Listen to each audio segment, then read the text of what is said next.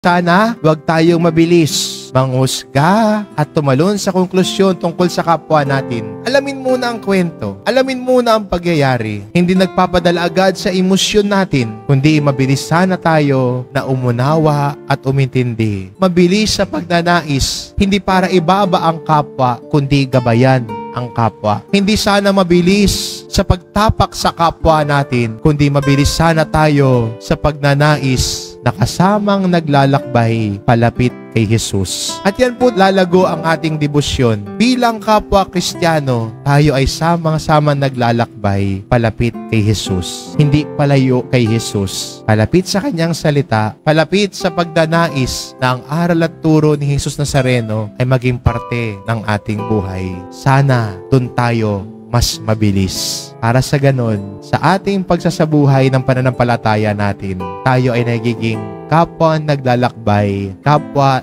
inaakay ang bawat isa kay Jesus na nagmamahal sa atin.